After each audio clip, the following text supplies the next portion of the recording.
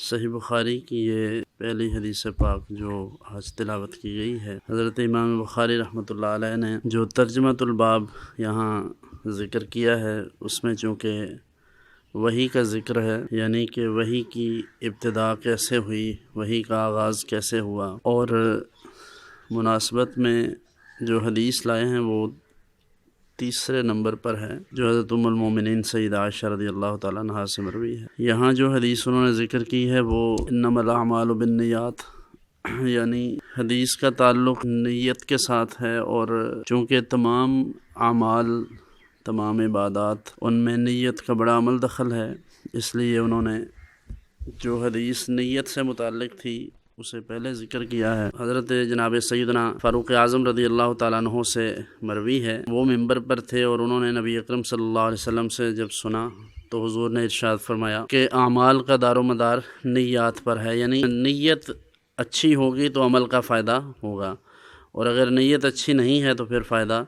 نہیں ہوگا۔ اور پھر آگے ایک چونکہ خاص تناظر میں یہ ایک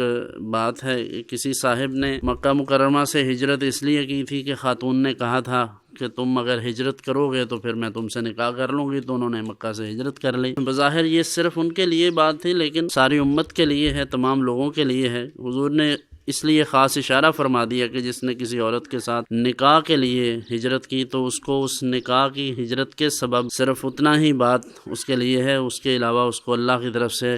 ہجرت پر اجر نہیں ملے گا، جو ہجرت اللہ رب العزت کی طرف سے مطلوب ہے۔ تو یہاں بھی آپ دیکھ لیجئے، اب آپ علم دین حاصل کرتے ہیں، کتاب پڑھتے ہیں، آپ اتنے لمبے کورسز کرتے ہیں، اتنا وقت گزر جاتا ہے، اگر اس سب کے پیچھے آپ کے ذہن میں صرف یہ چیز ہو کہ ہمارے نام کے ساتھ کوئی علامہ صاحب، کوئی مفتی صاحب، کوئی اس طرح کی چیز سابقہ لاحقہ لگ جائے تو بس یہ کافی ہے، لوگ ہماری عزت کیا کریں اور لوگ ہم سے مسئلے پوچھیں، ہم لوگوں پر اپنی برتری ظاہر کریں اور ہم بتائیں کہ دیکھو فلاں کو بھی کچھ نہیں آتا، اس کو بھی کچھ نہیں آتا، ہمیں آتا ہے۔ اگر یہ ساری چیزیں ذہن میں ہوں گی تو آپ جانتے ہیں کہ نیت تو دل کے ارادے کا نام ہے نا، یعنی آپ نے دل میں جو سوچ لیا اسی کا آپ کو پھل ملے گا۔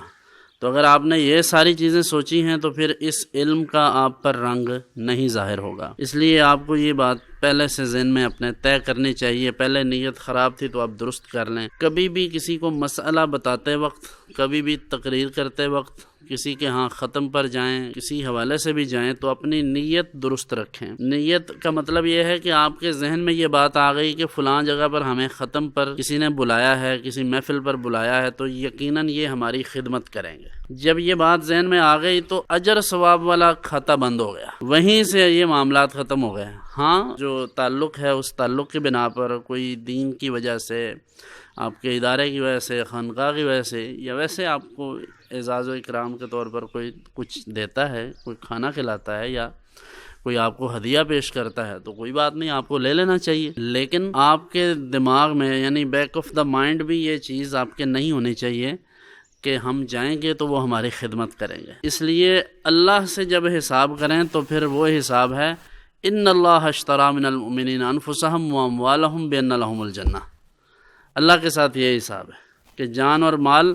اللہ کو دے دیں، بدلے میں پھر جو ملے گا وہ دنیا اور جہان سے بہتر ہے۔ تو اس لیے اگر کوئی محبت سے خدمت کرے تو آپ سمجھیں یہ اللہ کی مہربانی سے ہے، لیکن آپ کے دل میں اس طرح کی کوئی چیز نہیں ہونی چاہیے۔ ان احادیث کو پڑھنے کا اور اس مبارک کتاب کو پڑھنے کا مقصد اپنی اصلاح ہے، پھر لوگوں کی اصلاح ہے۔ سماج میں، معاشرے میں جو کچھ ہو رہا ہے، اگر آپ اس میں کوئی بہتری کا کردار ادا نہیں کر سکتے تو پھر آپ کے پڑھنے کا کوئی فائدہ نہیں ہے۔ ہمارے ہاں تو جو پروفیشنل سٹڈیز ہیں، آپ کو پتہ ہے علوم عصریہ میں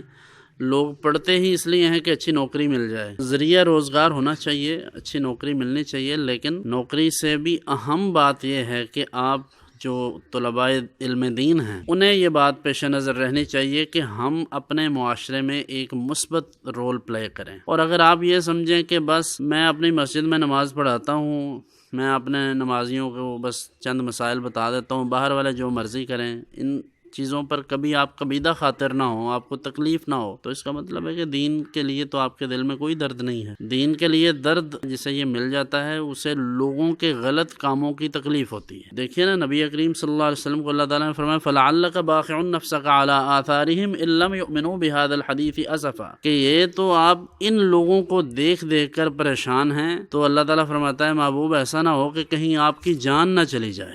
اس غم میں کہ یہ لوگ قرآن کی طرف نہیں آ رہے، یہ اللہ کے دین کی طرف نہیں آ رہے۔ تو یہ دین کا وہ درد ہے، احساس ہے لوگوں کے لیے آپ کے دل میں، یہ اللہ کی بہت بڑی نعمت ہے۔ تو لوگوں کو کسی پریشانی میں دیکھ کر، ان کو کسی مشکل میں دیکھ کر، کسی گناہ میں ملوث دیکھ کر ان کے لیے دل میں تکلیف محسوس کرنا اور اس کے حل کے لیے مثبت طریقہ اختیار کرنا، یہ اصل ذمہ داری ہے۔